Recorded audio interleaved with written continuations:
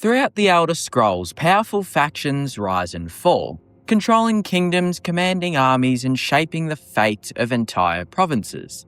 But behind all of that power are organisations that are far more fragile than they appear. Some can be brought to the brink by a single death, a political betrayal, or the loss of one important leader. Others look enormous from the outside, yet are held together by only a handful of loyal members.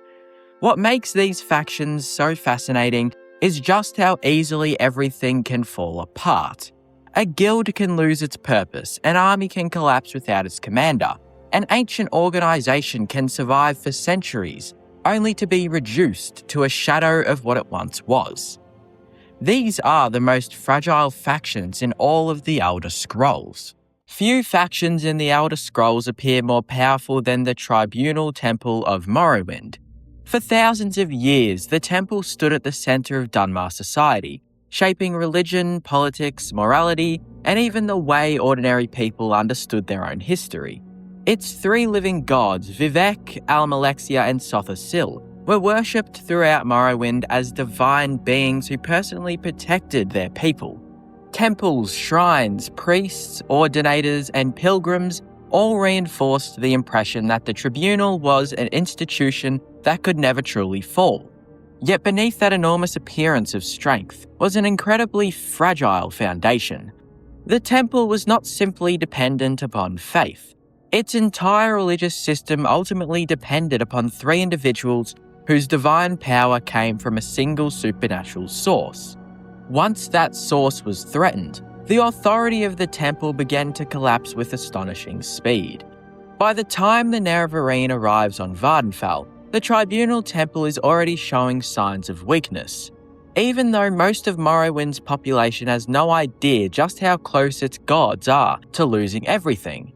This makes the Tribunal Temple one of the most fascinating examples of a fragile faction in all of the Elder Scrolls, because an organisation that appears to have ruled an entire civilization for millennia is ultimately vulnerable to the failure of the very gods upon which its existence depends on.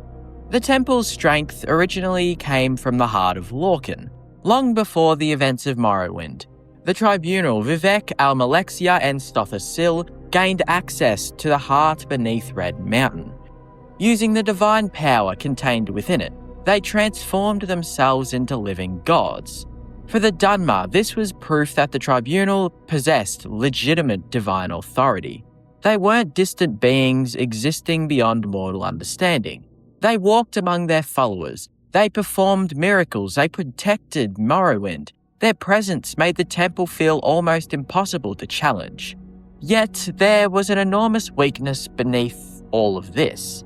Their divinity was not truly theirs. It was borrowed. Every time the Tribunal drew upon the heart's power, they reinforced a system that could only continue functioning as long as that power remained accessible. That meant the temple's apparent immortality was actually conditional, and by the time the Nerevarine arrives, those conditions are beginning to collapse. Dagoth has awakened beneath Red Mountain. The Sixth House is spreading. The Blight is infecting Morrowind.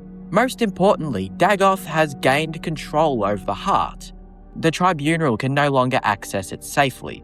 Their divine strength begins fading. The people do not immediately understand what is happening.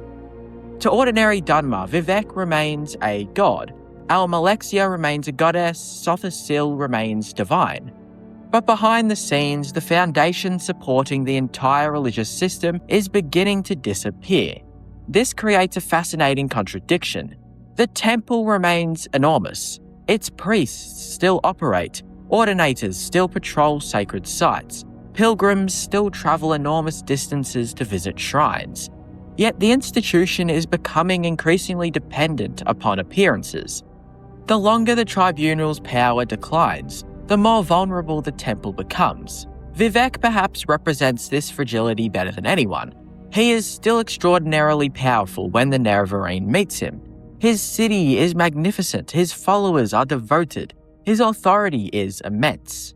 But even Vivec understands that something is wrong. His divine power is fading. The Nerevarine eventually becomes one of the few individuals capable of seeing the truth behind the religious system. The Tribunal are not invulnerable gods. They are powerful beings whose strength depends upon an external source. That revelation is devastating. For thousands of years, the Temple has taught Dunmar that the Tribunal are legitimate divine rulers. The Nerevarines' arrival threatens that entire belief system. The Temple therefore becomes fragile not only physically, but ideologically. Its greatest weakness is that its authority depends upon faith.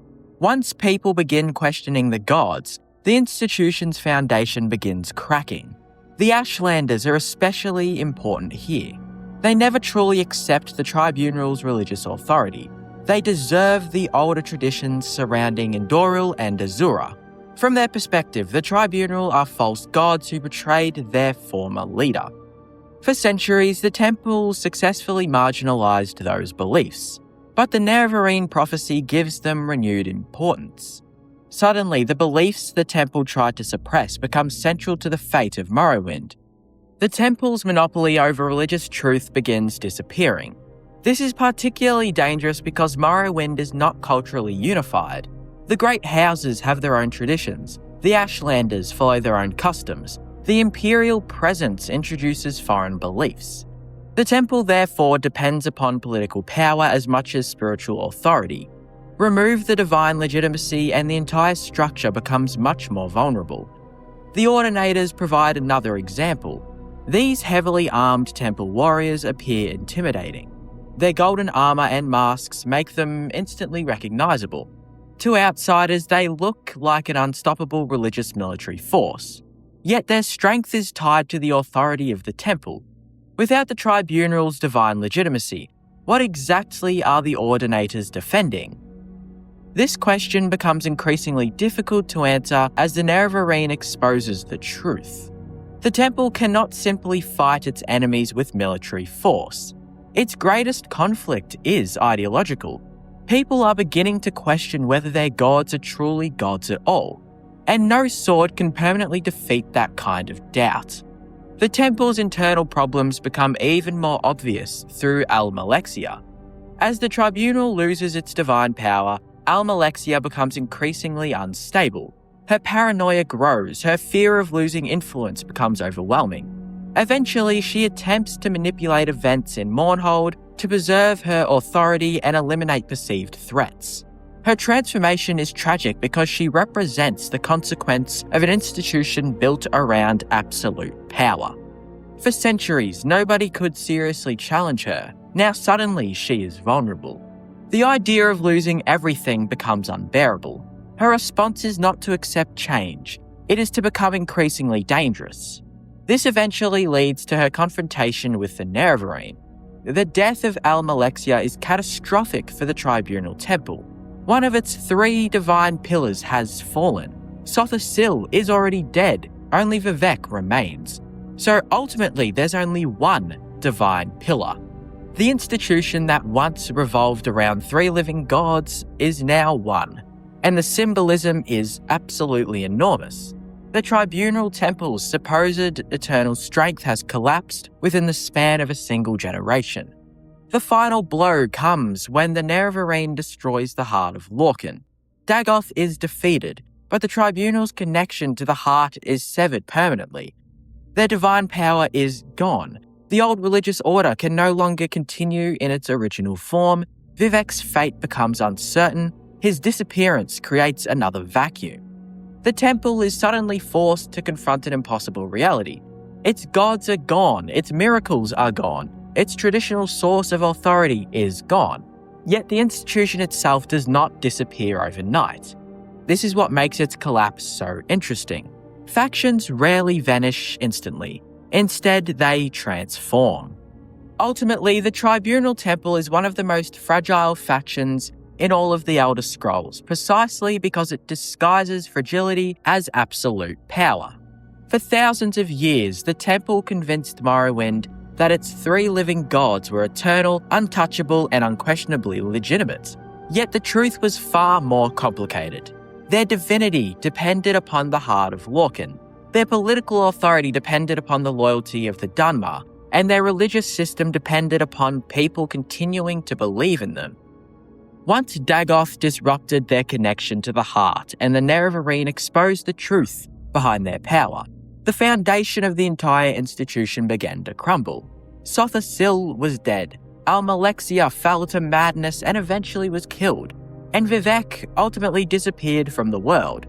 The temple that had once seemed immortal was suddenly forced to reinvent itself. What makes the story so tragic is that the Dunmar themselves survive. Their culture survives, their faith survives, and their civilization survives. What dies is the illusion that the old order could last forever. The Tribunal Temple was never truly as invincible as it appeared, and its collapse demonstrates one of the most important lessons in Elder Scrolls history. Sometimes the strongest factions are actually the most fragile, because the greater their dependence on a single source of power, the more devastating the consequence becomes when that power is finally taken away. The Mages Guild in the Elder Scrolls Oblivion is one of the most interesting examples of a faction that appears far more powerful and stable than it actually is. At first glance, the Guild seems like one of the most established organisations in Cyrodiil. It has branches across nearly every major city, a long history of magical scholarship, powerful members, wealthy patrons, and access to some of the greatest magical knowledge in the Empire. Its members study everything from alchemy and enchantment to destruction and mysticism, while its guild halls provide a network of trained mages throughout Cyrodiil. Yet beneath that impressive structure is a faction plagued by internal disagreements, political restrictions, corruption, and a growing conflict between traditional magical scholarship and increasingly dangerous forms of experimentation.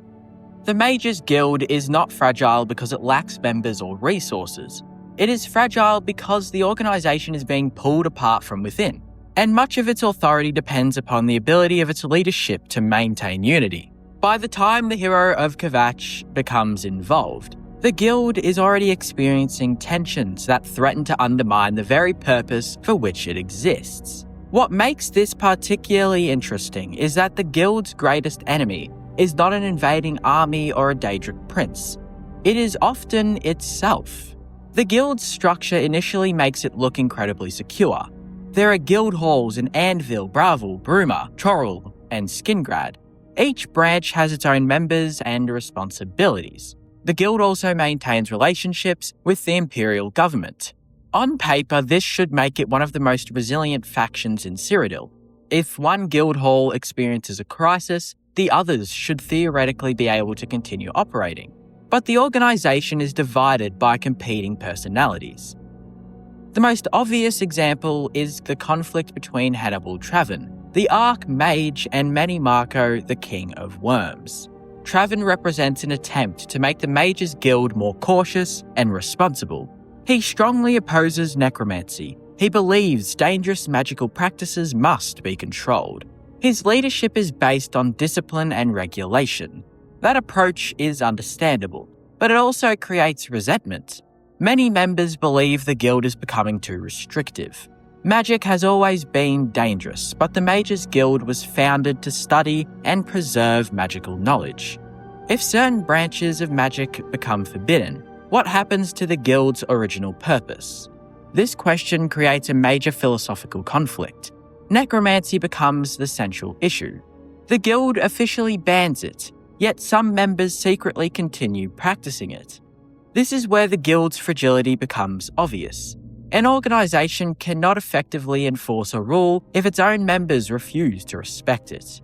Instead of eliminating necromancy, the ban drives practitioners underground. The result is an increasingly hostile relationship between the guild and those who believe magical research should remain unrestricted. The Blackwood Company also demonstrates how unstable the guild's position has become. Although primarily associated with the Fighters Guild, the company's use of dangerous substances and brutal methods reflects a broader problem within Cyrodiil. Magical and mercenary organisations are increasingly willing to use questionable methods to achieve their goals. The Mages Guild cannot simply rely on tradition to maintain authority. It has to compete with people willing to ignore its rules. And then there is Many Marco, the king of worms. He represents everything the guild fears. He possesses extraordinary magical knowledge, commands necromancers, and has existed for centuries. Yet his greatest weapon isn't simply necromancy, it is organization. He understands how vulnerable the Mages Guild has become. By encouraging necromancers to operate outside the guild, he creates an enemy that cannot easily be confronted through normal political channels. The guild's response demonstrates its weakness. It is forced to investigate its own members, suspect its own scholars, police its own guild halls.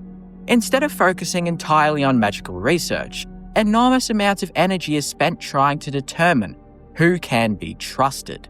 That atmosphere of suspicion damages the organisation from within. The hero of Kvatch becomes crucial because they provide something the guild desperately lacks: an independent agent capable of moving between its different branches. The player is not permanently tied to one guild hall. They can travel across Cyrodiil, investigate suspicious activity, retrieve magical artifacts, control dangerous enemies. Eventually, they become the person capable of solving problems that the guild's existing hierarchy cannot handle. This is an important theme. The guild is powerful enough to possess enormous knowledge, but it is not always capable of acting effectively. Its bureaucracy slows it down, its internal divisions create hesitation, its rules create conflict. The hero becomes the solution precisely because they exist outside that structure. The guild's vulnerability is also visible in the recommendation questline. Before becoming Archmage, the player must earn recommendations from the various guild halls. These quests reveal how different each branch has become. Some members are ambitious, others are reckless, some are paranoid. The guild does not feel like one unified organisation. It feels like 7 separate communities connected by a shared name. That is both its greatest strength and its greatest weakness. Decentralisation allows the guild to survive local problems, but it also makes consistent leadership extremely difficult. The quest involving Ardaline and the stolen staff in Bravil, the mysterious events surrounding the Bruma recommendation, and the conflicts found in other guild halls all demonstrate that magical scholarship is rarely peaceful. The guild is filled with ambitious people, and ambitious people do not always cooperate.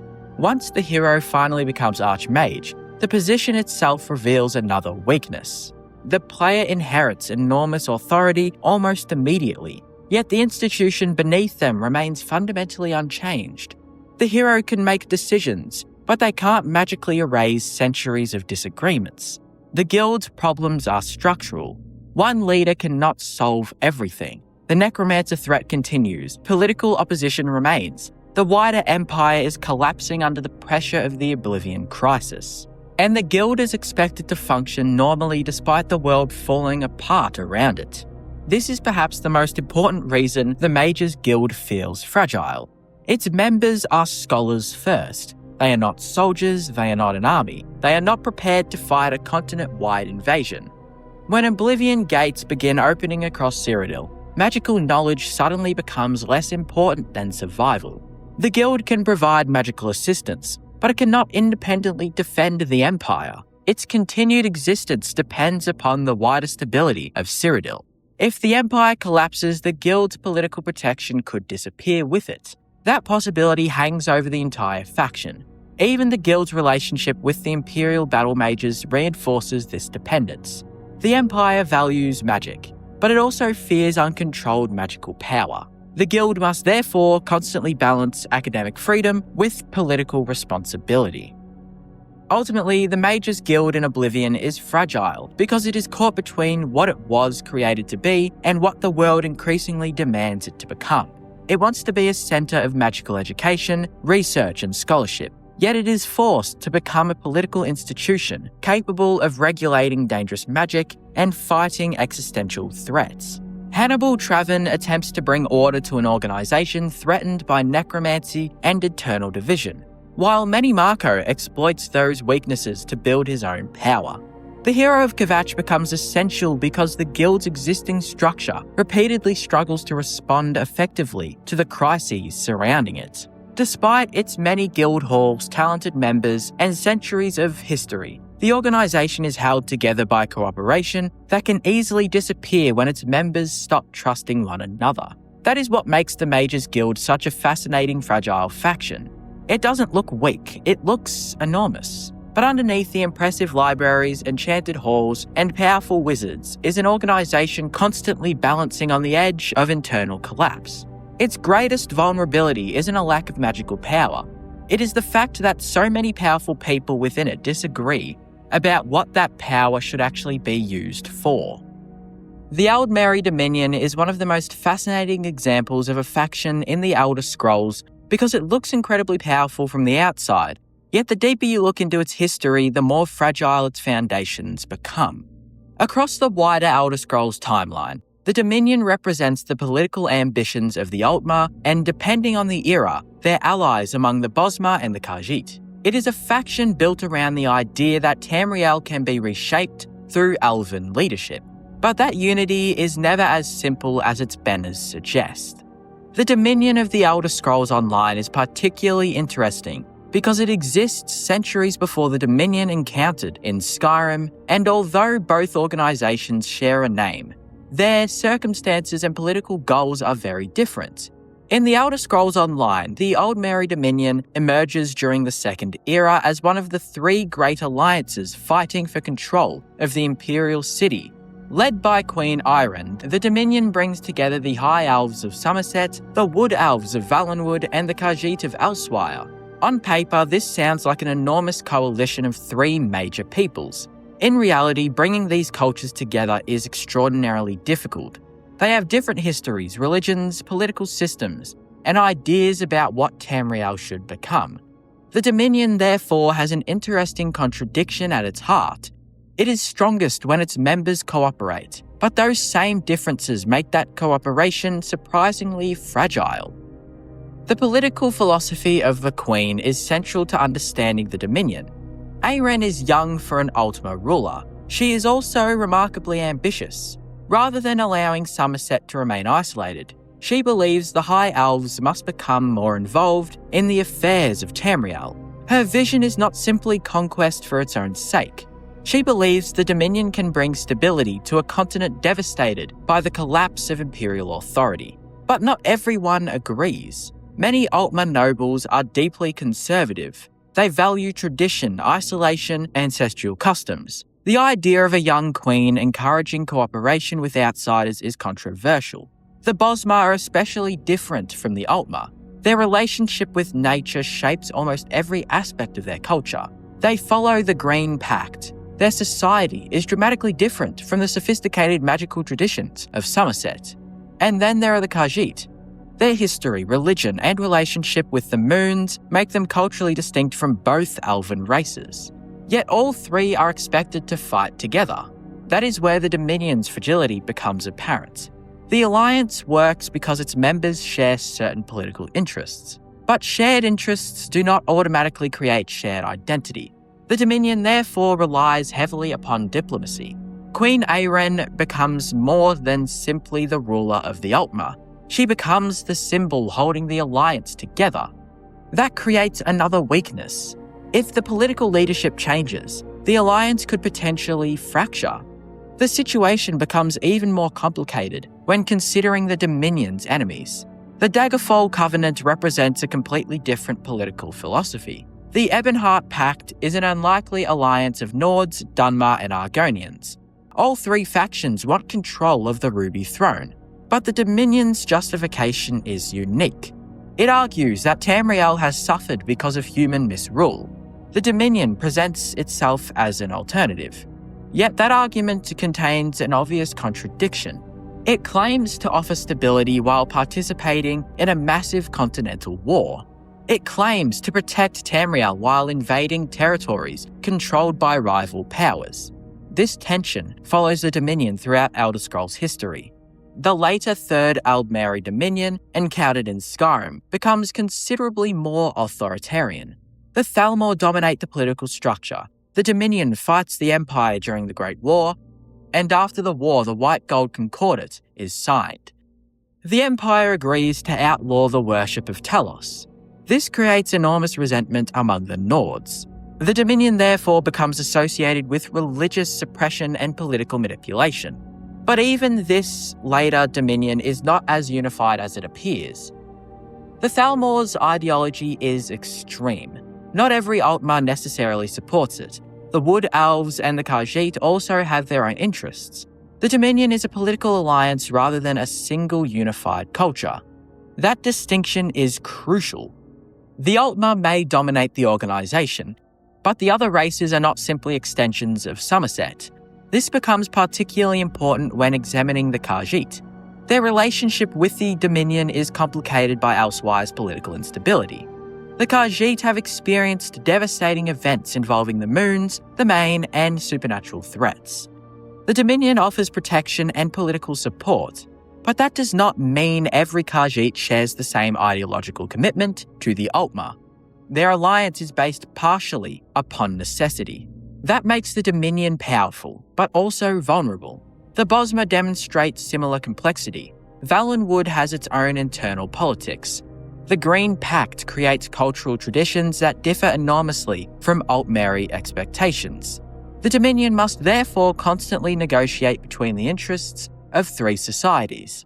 Its greatest strength is diversity. Its greatest weakness is also diversity as well. This is what makes the Dominion particularly interesting when discussing fragile factions. It is not fragile because it lacks military power. It's actually quite the opposite. The Dominion possesses powerful armies, skilled mages, experienced scouts, and enormous political influence. Its weakness comes from maintaining unity across such a broad cultural divide. The Empire is divided. Ironically, the Dominion benefits from the conflict even when it does not directly cause every event. A divided empire is easier to control. This reveals perhaps the most dangerous aspect of the Dominion. Its strength often comes not from conquering everyone directly, but from encouraging its enemies to weaken themselves. That strategy becomes particularly important when examining the Thalmor. Their intelligence network operates throughout Tamriel. Agents monitor political activity. They manipulate local conflicts. They pursue ancient enemies. They attempt to suppress Talos worship. Yet even the Thalmor have limits. They cannot simply conquer Tamriel outrightly. The Empire remains powerful, Skyrim remains resistant, and the Dunmer and other cultures retain their own political identities. The Dominion must therefore continue balancing military force with diplomacy and espionage. Ultimately, the Old Mary Dominion is one of the most fascinating factions and groups in all of the Elder Scrolls, because its apparent strength conceals an underlying dependence upon unity. From the Queen's Alliance in the Elder Scrolls Online to the authoritarian Thalmor-led Dominion of Skyrim, the organisation repeatedly attempts to unite different peoples behind a common political vision. Yet Altmar, Bosma and Khajiit are not naturally one society, and even the Altmar themselves disagree about how their future should look. The Dominion's greatest strength is therefore also its greatest weakness. It can combine the military, magical, and cultural resources of multiple nations, but only so long as those nations believe cooperation is better than independence. When that belief weakens, the entire structure becomes vulnerable. This makes the Dominion particularly fascinating, because it demonstrates that a faction does not have to be small to be fragile. Sometimes the largest organizations are the most complicated to maintain. In the world of the Elder Scrolls, where kingdoms rise and disappear and political alliances rarely last forever, the Old Mary Dominion may be powerful, but its greatest battle has always been keeping its own people moving in the same direction. Skyrim is a land defined by power. Empires clash, Stormcloaks rebel, dragons return. Everywhere you look, there are factions fighting to prove their strength, their dominance, and their right to exist in a world that seems to reward only the loudest voices. But not every faction in Skyrim is built on strength. Some are held together by fragile leadership. Some rely on secrets that could collapse at any moment. And others exist in a state of quiet instability. One bad decision, one betrayal away from falling apart entirely. These aren't the factions that control cities or win wars. They're the ones barely holding themselves together behind the scenes. Because beneath Skyrim's surface, there are groups that survive not because they are powerful, but because they haven't been pushed far enough to break. And once you start looking at them through that lens, you begin to realize something.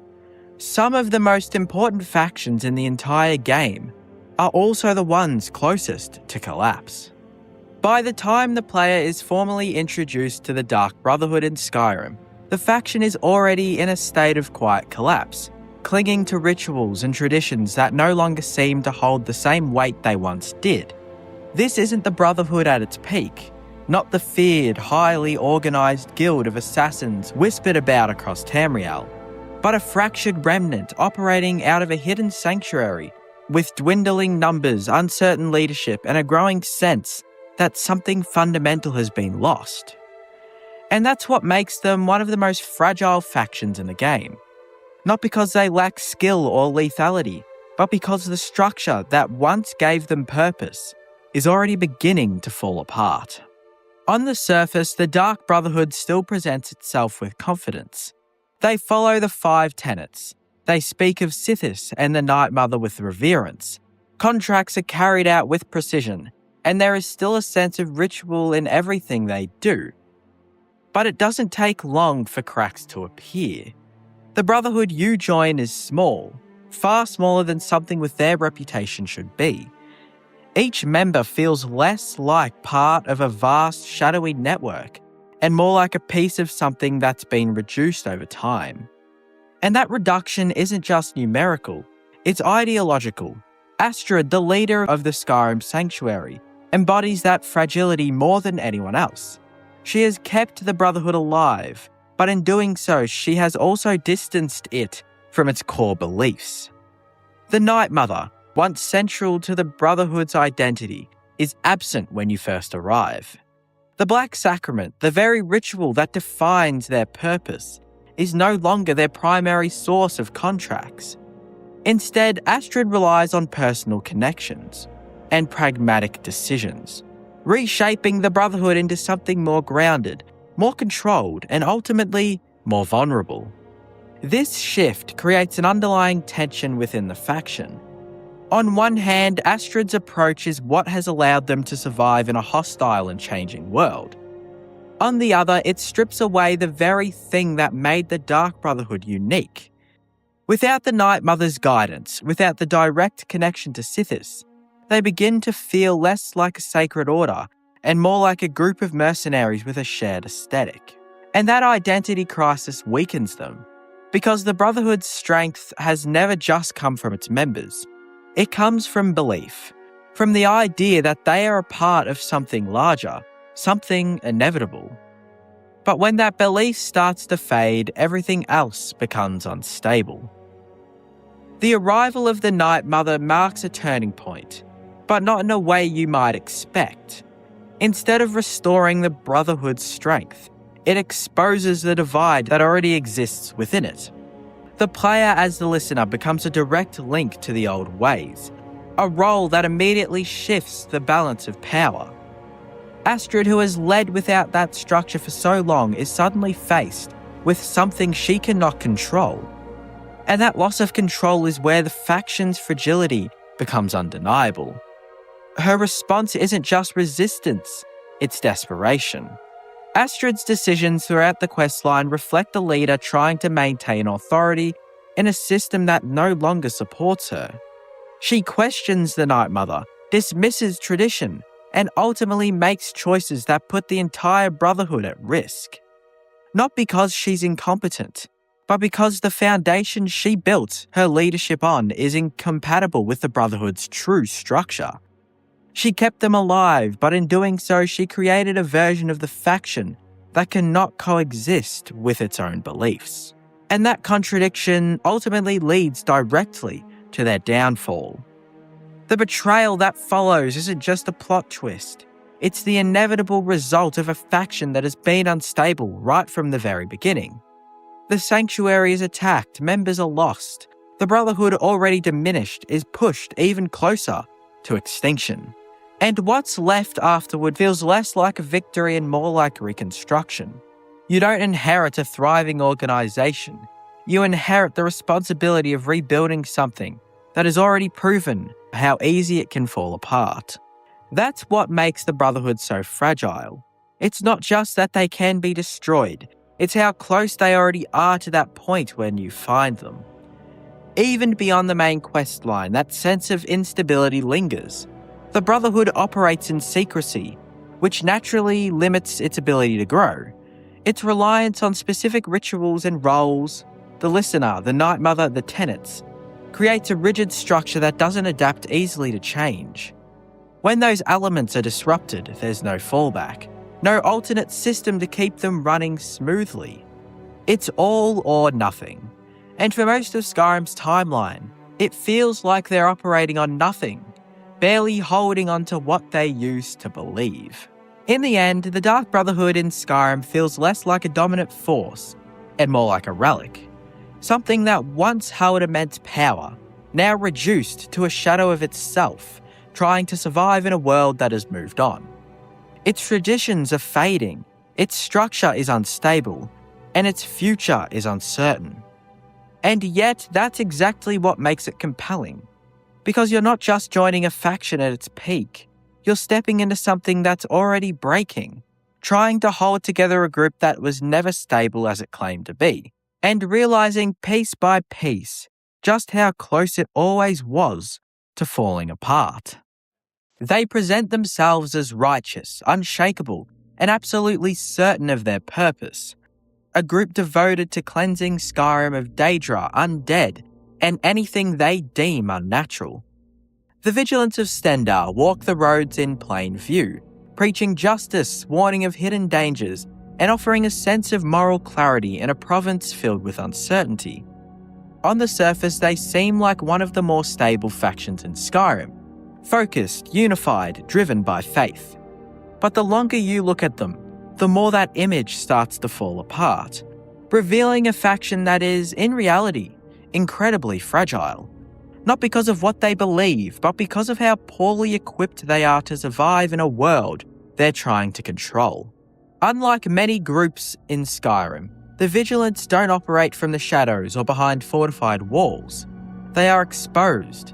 Their members travel alone or in small numbers, wearing their identity openly, making no effort to hide what they stand for. That visibility is part of their philosophy, a show of conviction, a refusal to fear things they hunt. But it also makes them vulnerable in a way few other factions are. They don't have the numbers of an army, the secrecy of an assassin's guild, or the protection of a city. They rely almost entirely on belief. And belief on its own doesn't stop a vampire attack in the middle of the night. This vulnerability becomes immediately clear when you look at how often Vigilants are found dead. Across Skyrim, you'll come across their bodies on roadsides, in ruined buildings, or near the very threats they were trying to eliminate. These aren't rare occurrences, they're consistent. And they tell a story the game never fully spells out. That the Vigilants are losing. Not in a dramatic singular defeat, but in a slow, constant erosion. Every fallen member is another piece of the faction gone. Another sign that their approach isn't sustainable. But yet they still continue. And that persistence is admirable, but it also highlights a deeper issue. The Vigilants operate with a kind of rigid certainty that doesn't adapt well to the realities of Skyrim. They see the world in clear terms. Daedra are evil, undead must be destroyed, and those associated with them are enemies. There's no nuance, no flexibility, no room for interpretation. And while that clarity gives them purpose, it also limits their ability to respond to more complex situations. Skyrim is not a world of simple categories. Magic is mistrusted but widely used. Daedric artifacts are sought after by powerful figures. Vampires can hide in plain sight. The Vigilants' worldview doesn't account for these contradictions, and as a result, they're constantly at a disadvantage. Their headquarters, the Hall of the Vigilant, is perhaps the clearest representation of their fragility. It stands as a symbol of their presence in Skyrim, a central location, a place of gathering, a statement that they are here and they are watching. But it's also surprisingly modest, not heavily fortified, not hidden, not particularly defensible. It reflects their mindset as well, open, confident, and perhaps a little naive. They don't expect to be overrun. They don't prepare for collapse. And then, inevitably, it happens. The destruction of the Hall of the Vigilant by vampires is one of the most telling moments in understanding the faction. It's sudden, decisive, and devastating. There's no prolonged siege, no drawn-out conflict. The Vigilance is simply just overwhelmed. Their base is burned, their members slaughtered, and their presence in Skyrim is effectively shattered in a single event. It's not just defeat, it's an exposure of how little resilience they actually have. For a group dedicated to hunting supernatural threats, they are remarkably unprepared for a direct confrontation with one. What makes this even more striking is how little recovery there is afterward. The Vigilants don't regroup in a meaningful way, most of them are dead. They don't establish a new stronghold or rebuild their numbers. They persist, but in a diminished, scattered form. Individual members can still be found, still following their mission, but the faction as a cohesive force is gone. And that lack of recovery reinforces the idea that they were never as stable as they appeared. Their structure wasn't built to withstand loss. It was built on the assumption that their cause would be enough to carry them forward. There's also an interesting contrast between the Vigilants and other factions that deal with similar threats. The Dawn Guard, for example, emerge as a more organised, better equipped response to the vampire threat. They have fortified positions, specialised weapons, and a clear understanding of what they're up against. Whereas the Vigilants rely on faith and conviction, the Dawn Guard rely on preparation and adaptation. And that difference highlights just how fragile the Vigilants are by comparison. They're not lacking in purpose, they're lacking in practicality.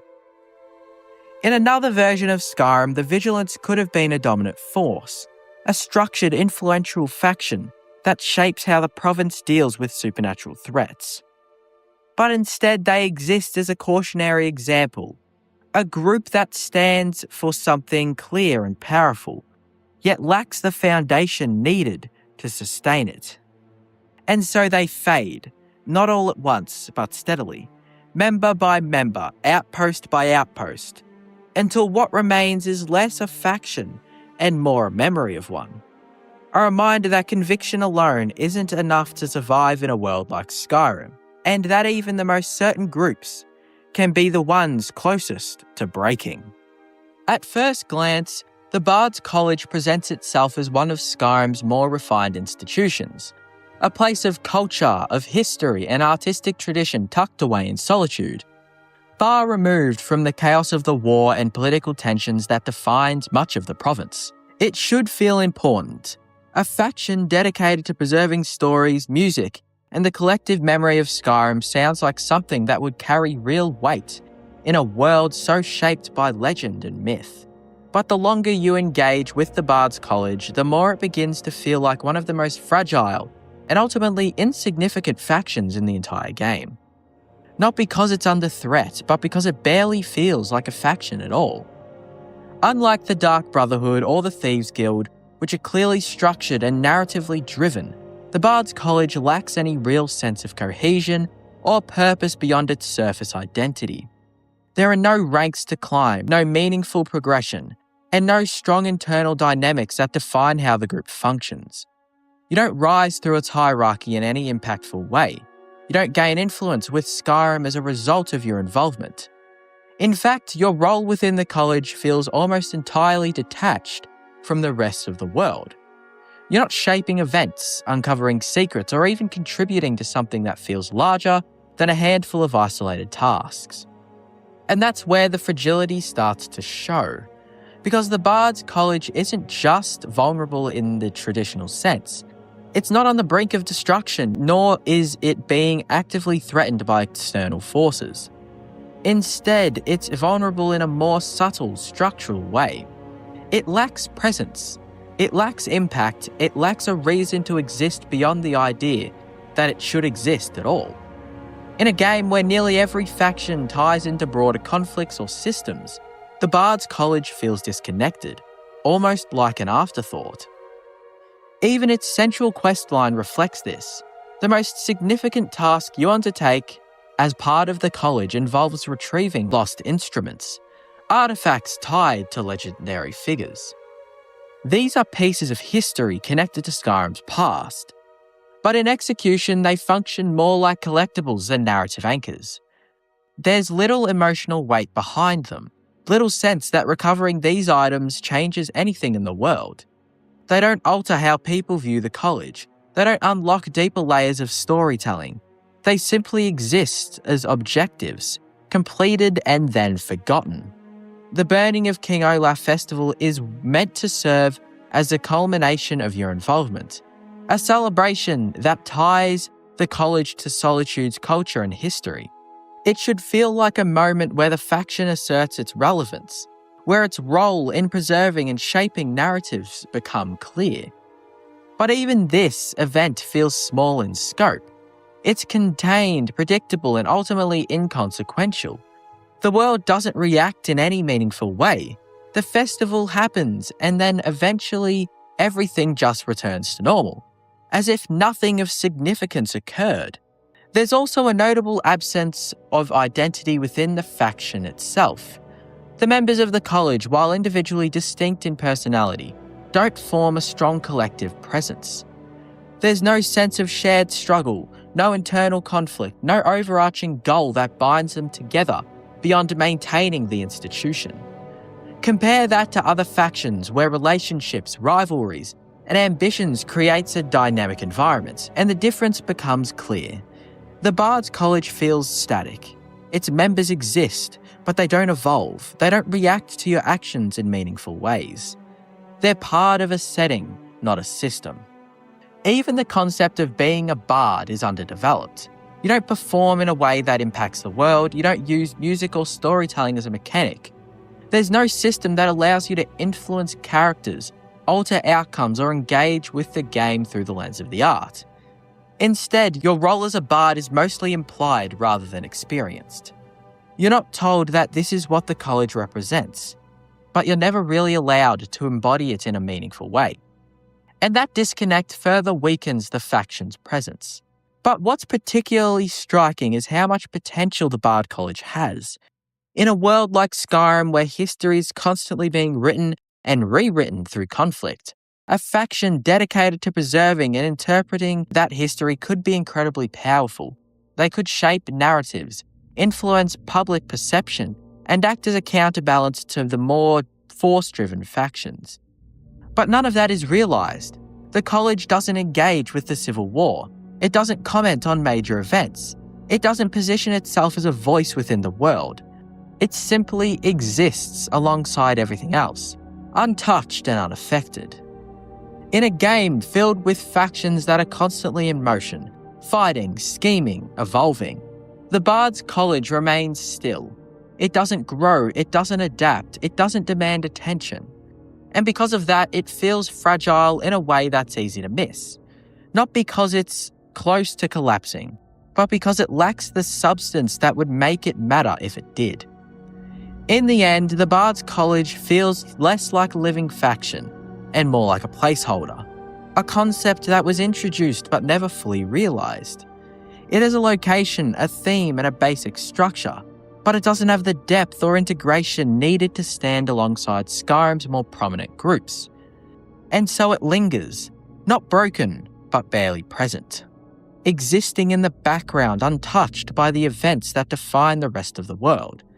A faction that doesn't fall apart, because it was never fully held together to begin with. Few factions in Skyrim present a stronger illusion of control than the Thieves Guild. Operating out of the Ratway beneath Riften, they position themselves as a network of influence, manipulation, and quiet power. The kind of group that doesn't need to fight openly because it already controls the outcome from the shadows. But the moment you step into their world, that illusion starts to fall apart.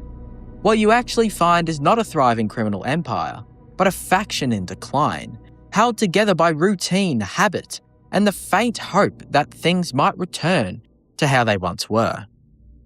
By the time the player encounters the Thieves Guild, it is already a shadow of its former self. This isn't a rise to power story, it's a recovery story.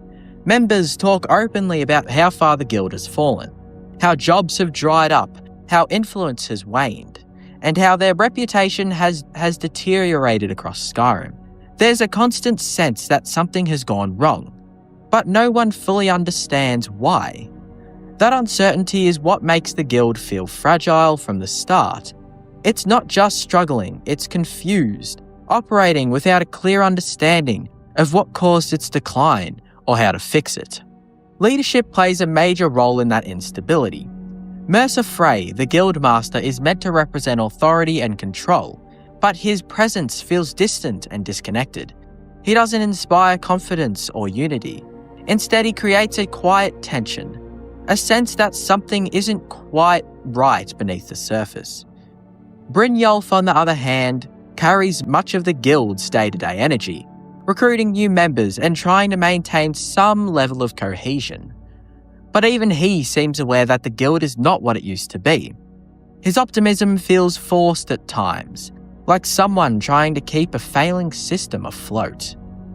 This imbalance in leadership contributes heavily to the guild's fragility. There's no strong, unified direction, no clear plan for recovery. Members continue their routines, small jobs, petty thefts, localized influence. But there's no sense of growth or momentum.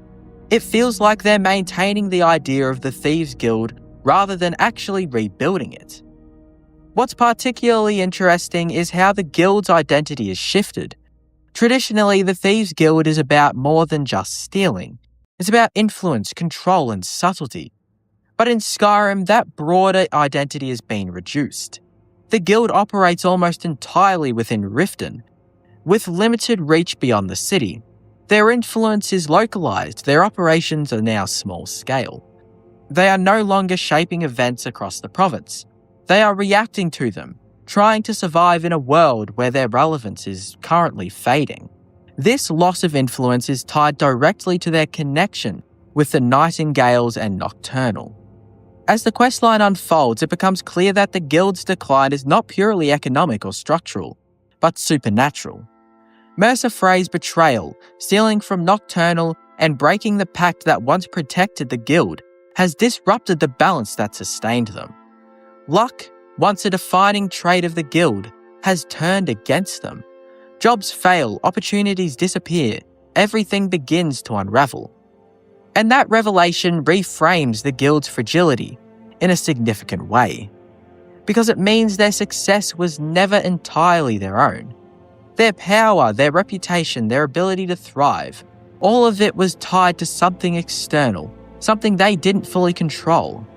And once that connection was broken, the guild didn't just struggle. It collapsed inward, unable to function without the support it had come to rely on. This dependence is what makes the Thieves Guild so precarious. On the surface, they appear adaptable, capable of navigating complex social and economic systems. But in reality, they've built their foundation on something intangible. And when that foundation is removed, there's nothing left to support them. Even the process of rebuilding the guild highlights their fragility. As the player, you're tasked with restoring their influence, completing jobs across different cities, and re-establishing connections. But this recovery feels kind of mechanical rather than organic. It's driven by player action and not by the guild's own initiative. Without you, there's no indication that they would ever recover. They lack the internal strength to fix themselves. And while the eventual restoration of the Thieves Guild can make it feel powerful again, that power feels conditional. It's not the result of a stable system reasserting itself, but of external intervention correcting a broken one. The underlying structure hasn't changed. The same vulnerabilities still exist. the same reliance on nocturnal remains. In many ways, the Thieves' Guild is defined by that gap between perception and reality. They should be powerful, they should be influential, but they aren't. And that makes them one of the most fragile factions in Skyrim, because their entire existence depends on maintaining an illusion, an image of control that no longer reflects the truth. Once that illusion breaks, once their weaknesses are exposed, there's very little holding them together. In the end, the Thieves' Guild isn't just a faction in decline, it's a faction built on unstable foundations, trying to recreate a version of itself that may never fully return. And even when it does, you can't shake the feeling that it could all fall apart again just as easily. Skyrim is filled with factions that appear powerful, assassins who speak in whispers, hunters of evil who walk with certainty, guilds that claim influence over entire cities, institutions that preserve culture and history. But when you look a little closer, that power starts to feel unstable. The Dark Brotherhood is already collapsing when you find it. The vigilance of Stendar are wiped out almost overnight. The Bard's College barely feels like it matters at all, and the Thieves' Guild is surviving on borrowed time and broken luck. These aren't strong foundations. They're fragile systems held together by belief, routine, or the illusion of control. And that's what makes them so interesting, because in a world obsessed with strength, it's the factions that are quietly falling apart that reveal the most about Skyrim itself. Markarth is a city of contradictions. Built into the crumbling ruins of the Dwemer, its golden towers rise proudly above, while its underbelly festers with poverty, corruption, and shadows. And hidden deeper still, below even the reach of the Silverblood family's power or the Jarl's decrees, lurks something more sinister, a secret faction most players might never stumble upon. It's not a guild you can join through banners or oaths. It's not an organisation shaping the Civil War or Skyrim's future. Instead, it's a gathering of outcasts, bound by a hunger that is a bit more taboo than necromancy or Daedric worship itself. Cannibalism. This is the Coven of Namira, a faction so isolated, so detached from Skyrim's world that it almost feels like a secret meant to remain undiscovered. To understand her coven, one must first know Namira, the Daedric prince they serve. Namira is called the Lady of Decay. She is the mistress of repulsion, darkness, vermin, and filth. Unlike princes who tempt mortals with power or beauty, Namira offers only revulsion. Her followers embrace the aspect of life that most reject: rot, death, and ugliness. Cannibalism in her eyes is a form of worship. To consume the flesh of the dead is to embrace decay, to revel in what others fear. Her faithful are often described as repulsive, not just in habit, but in appearance. It is fitting that her Skyrim cult hides in the shadows of Markarth, one of the bleakest cities in the province. You never hear about Namira's coven openly. No citizen of Markarth will whisper about it. No guard will mention it. Instead, you stumble upon it almost by accident. It begins at the Hall of the Dead in Markarth, where you overhear a priest, the priest of Arche, complaining about bodies being desecrated. If you press him, he confesses something horrifying. Corpses in the catacombs are being eaten. This is your first hint that something unnatural stirs in Markarth's foundations. If you investigate, you'll meet Iola, a mysterious woman who openly admits to her cannibalistic practices and invites you to a banquet. And just like that, without fanfare or build-up, you're suddenly standing on the threshold of Skyrim's strangest, most isolated faction. The questline tied to Namira's coven is chillingly direct. Iola asks you to lure the priest, the innocent priest of Arche, to a feast. Once there, the coven reveals itself, a circle of cannibals gathered around a long stone table waiting for flesh. The player is forced into a choice. Do you participate or do you resist? If you indulge, you carve into the priest's body and eat with the coven, solidifying your place among them. For your loyalty, you're given Namira's ring, an artifact that increases health from feeding on corpses. It's one of the darkest quests in Skyrim, not because of blood or gore, but because of its moral implications. You are asked to betray trust, commit sacrilege, and engage in something profoundly taboo. And when it's over, the faction fades back into silence. The Coven is made up of scattered, lonely individuals drawn together by their shared hunger. Each one feels out of place in Skyrim society, their true selves hidden until the feast. Eola, the recruiter, is perhaps the most vocal, cold, calculating, and strangely charismatic. She serves as the Coven's mouthpiece. The priest, though not a member, becomes the symbol of their betrayal. His innocence highlights the depravity of what follows. Around the table you'll find other citizens who, outside this quest, blend seamlessly back into Skyrim's world. They aren't enemies, they aren't villains, they're people you might pass in a marketplace without knowing the darkness within them. This blending of the ordinary with the monstrous makes the Coven unsettling. They don't live in caves or shrines, they literally walk among us. Unlike the Thieves' Guild in Riften or the Dark Brotherhood in Falkreath, Namira's Coven really has no headquarters beyond a hidden chamber. They don't wield power in politics or war, they don't offer jobs, progression, or a hierarchy to climb. Their entire presence is tied to a single quest line, and once it ends, they disperse back into obscurity. This is why the Coven feels so isolated. They exist entirely on the fringes of Skyrim's world, untouched by the grander conflicts. You can complete the quest, acquire the ring, and never hear from them again.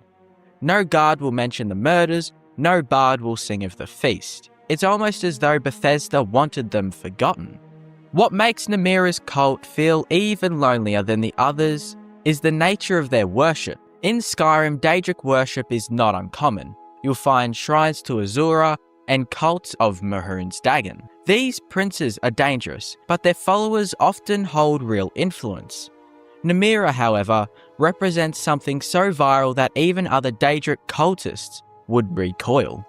Cannibalism is not a power fantasy, it's degradation. The rewards are meager, the Ring of Namira pales in comparison to artifacts like Azura's Star or Dawnbreaker. In gameplay terms, the faction is optional. Its rewards are underwhelming, its presence fleeting, its narrative terms, it is feared, hidden, and despised. Thus, Namira's Coven is undoubtedly isolated, shunned by society and ignored by players. One of the strangest details about this faction is how little the world reacts.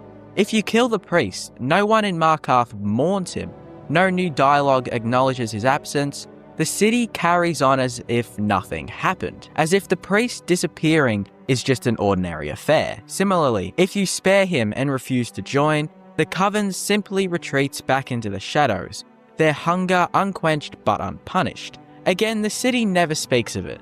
This silence contributes to the sense that Namira's Coven exists in a vacuum. Their feast is a dark secret buried beneath the stone city, unseen, unremarked, and unresolved. Contrast Namira's Coven with the Dark Brotherhood, who also practice murder in secret. The Brotherhood has a sanctuary, a hierarchy, and a lengthy quest line. They leave marks on Skyrim's political landscape. The Coven, by comparison, feels skeletal. One quest, one banquet, and nothing more.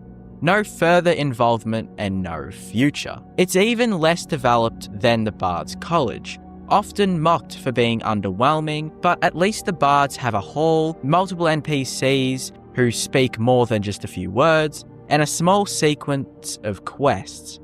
Namira's faithful barely qualify as a faction at all. This raises the question, why even include them?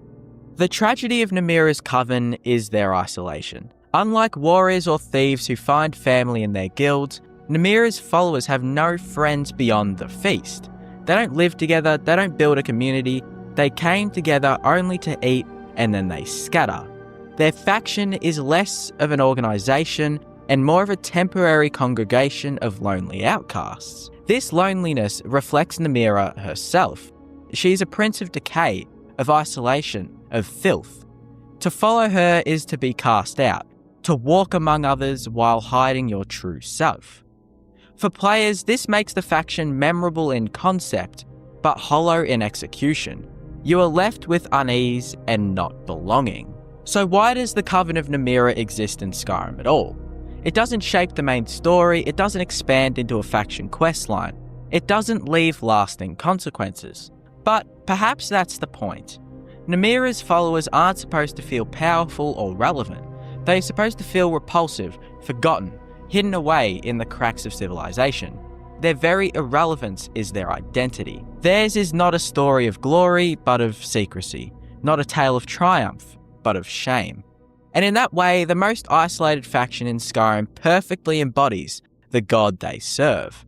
No one remembers the feast you attended in the shadows. No one cares that a priest lies dead, consumed by his fellow citizens. But you remember the cold stone table, the sound of the knife, the faces of ordinary people revealed as monsters. You remember the ring, warm with power yet heavy with its guilt. And as you walk out into Skyrim's open air, you realise something chilling. The Coven of Namira still exists. They are still out there hiding in plain sight. And that makes them the most isolated faction in Skyrim. So forgotten, so irrelevant that perhaps they exist for no reason at all. And maybe that's what makes them so unforgettable.